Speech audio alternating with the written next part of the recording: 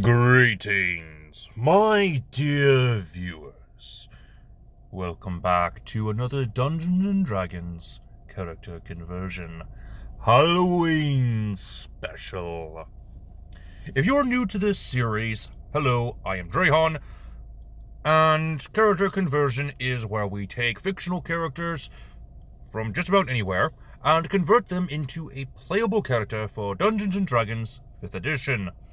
On today's Halloween special, we are taking a look at the Texas Chainsaw Massacre franchise's very own Leatherface. Seriously, why Leatherface? Well, let's see. We have the Leprechaun from the Leprechaun franchise. Definitely not. Pinhead from the Hellraiser franchise. I mean, technically that would be a tiefling, but how in the world would you get a masochistic demon that enjoys pain and inflicting pain? That's just... why? I mean, technically a blood hunter might work. Maybe one of the other blood-related subclasses. But really, that's not really realistic. Are there seriously no other ones? Not really. It's going to be today and Thursday's build that are the only slashers that are, well, that good. Unless you want to do Hannibal Lecter? Nope. How about the guy from Psycho? No, I don't feel like watching that. I don't even think he counts as a slasher, really. The Gingerbread Man. Jack Frost. No and no. Well, there you go. Fine, let's get into this build. Starting off with the point-buy system for our stats, we have Strength, Dexterity, and Constitution, each at a 15, with Intelligence, Wisdom, and Charisma, each at an 8. Leatherface is the stereotypical big muscles, tiny brain. He is a cannibal who takes orders from his cannibal family. And they only kill people who trespass on their property. And Leatherface, true to his name, wears the faces of those he has killed. Why? I don't know. But it's creepy. Sounds like something a murder hobo PC would do in your Dungeons & Dragons game now, wouldn't it? So, let's go ahead and get into this build properly. Starting things off with the race, we have the human. We're going with the variant human. This will give us a +1 to 2 of our stats. Let's say Dexterity and Constitution for 16 apiece. We'll grab the skill Stealth, and for our feat we'll go with Slasher, increasing our strength to a 16 as well as providing us with some extra abilities. Moving on to the background, we're going with the Outlander because, well, 1, Texas, 2, cannibalistic people would want to stay away from society. That way they aren't found out as easily. And 3... I mean, did you see some of the scenery? It kind of looks like a homestead. A farm. Makes sense.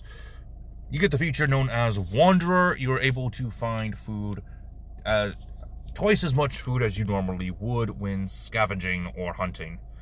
Which, I mean, if you're a murder hobo cannibal, then that's going to be a lot of commoners that are trespassing on your property. Yay. Starting things off with the Barbarian class, we'll get a d12 hit die. Starting hit points will be 12 plus your Constitution modifier. Proficiencies in light armor, medium armor, and shields. Weapons will be simple and martial. Saving throws in strength and Constitution. 2 skills will be Intimidation and Perception. You'll get your Rage and your Unarmored Defense. Now, your Rage is just from how you would be angered, some form of natural or unnatural means. Now, technically, your rage as Leatherface would come from the fear that your family is in danger. So you'll be angered to make sure that your family is safe, to make sure that you are safe, to make sure that these trespassers on your land are dead, so that you wear those faces as a mask. This guy's weird. Moving on, we're going to get Barbarian level 2, Reckless Attack and Danger Sense. Multi-classing into the Fighter class will give us another D10 for hit dice. We'll get the Fighting Style Unarmed Fighting and Second Wind. This is mostly for the grappling feature, because some of Leatherface's more popular kills are done through, well, grappling. I am glad I was not able to find an image for that very famous kill of Leatherface. So you're going to have to watch the Texas Chainsaw Massacre, the Texas Chainsaw Massacre franchise to see that very impressive kill, which is at the end of one of the movies, so that's a spoiler, so I cannot spoil that. You also get the Second Wind feature. Leatherface does seem to have a good way of keeping his health up. Fighter level 2 gets a hold of Action Surge. Level 3 Barbarian. Smash through any obstacle in your path to get to these trespassers, to your victims, as the Juggernaut. You get Thunderous Blows and Spirits of the Mountain. You also get Primal Knowledge just for being a 3rd level Barbarian, which means 1 more skill proficiency. Level 4 Barbarians gets an ability score improvement. Go ahead and increase your Constitution by 2. Level 5 Barbarians get access to extra attack and fast movement, increasing your walking speed, well, technically any speed, by 10 feet. Level 3 Fighters get a martial archetype. Go with the Unearthed Arcana's Brute. This will give you Brute Force, which will increase your damage output by a certain number of dice, depending on your level. Starting out is a 1d4. By the time you reach level 20 as a Fighter Brute, it will be a d10, but since we're multi-classing, it's not going to go that high. Fighters level 4 gets an ability score improvement. Go ahead and increase your Constitution to a 20. Level 6 Fighters gets an ability score improvement, and go ahead and increase your Strength to an 18. We skipped level 5 Fighters since you only get an extra attack, and we already got that from the Barbarian level 5. So it just overlaps, doesn't really add on to it. Moving on to 6th level Barbarian, you get Demolishing Might, which allows you to essentially have the Siege Monster mechanic. You deal double damage to objects. So, destroy pallets. Smash through a barn wall, just so you can attack your enemies. You also have Resolute Stance, which is pretty good. 7th level Fighter from the Brute subclass gain Brutish Durability. Holy cow. I'm glad this is only Unearthed Arcana.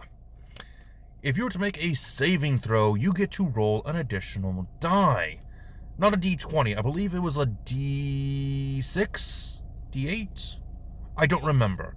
But you get to roll a die, and if that die roll with your original d20 roll equal to 20 or above, it counts as a natural 20 for that roll,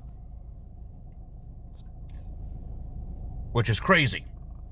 It counts as a natural 20 for that d20, not as if you added onto the roll. So that's hilarious and a bit OP, probably. Level 8 Fighter, get another ability score improvement and increase your dexterity to an 18. Level 9 Fighters get Indomitable. Level 10 Fighters of the Brute Martial Archetype get an additional fighting style. Go ahead and grab Superior Technique, which will give you access to one maneuver. Grab Grappling Strike. Get it? Grab Grappling Strike.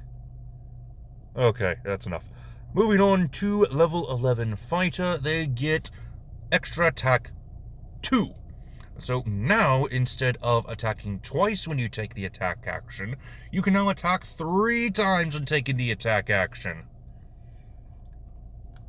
Now, Fighter level 12 gets access to an ability score improvement, but we're going to forego that ability score improvement and grab a feat.